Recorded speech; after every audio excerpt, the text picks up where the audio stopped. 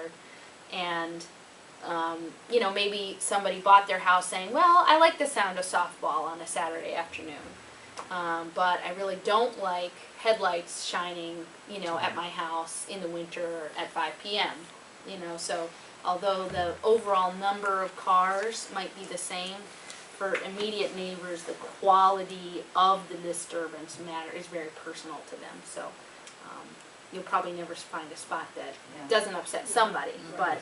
A softball only lasts 3 months. You seem to be talking more a campus thing, where you're combining like a senior... And to your point, I think so much of the location depends on the final building, on the recommendation of the building. So if you're, I mean, obviously if you're talking about just a senior center, Exactly.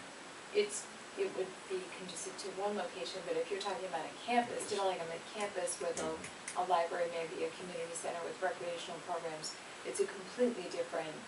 Or you're saying shopping and things like that, Exactly. accessible down to 10 years down the road. As far as location and the amount of space that you need, so difficult to pinpoint a space until we have... Yeah, I mean, as I said, generally, the planner in me likes concepts of co-location, particularly in Trumbull, because we don't have good bones in the community that foster that type of environment. It's a somewhat isolating infrastructure, right, that you have to go do one thing in one place and then get in your car at another time and go do another thing. So it doesn't particularly inspire that organic interaction, which is another reason why you'll find that I always say community center and not senior center, because that's what I'm really hoping it is.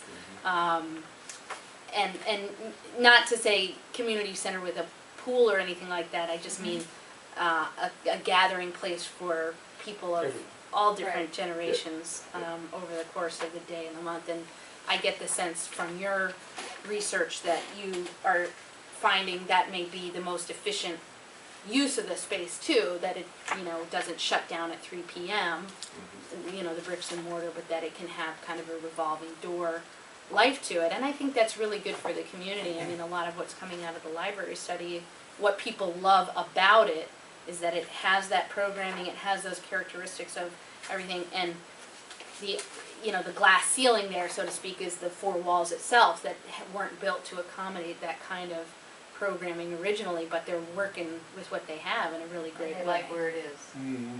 Overwhelmingly. And people like where it is. They like where it is. Which is interesting because it's a central location. It's the central location. Yeah, yeah. And you can do numerous things here. I mean, of course, you know, I'm here 9 to 5 every day at least, and to be able to check out the offerings at the library, walk across the street to get my, you know, do my mail or get something from the grocery store, everything. That's exactly what I'm talking about in terms of this campus vibe that people really appreciate, you know, the opportunity to do multiple things in one place and run into people they know, you know, without having a specific appointment. So, I do have a few things to run over with you on the private side if you want to talk about those. All right, well, with that, we need to go into executive session.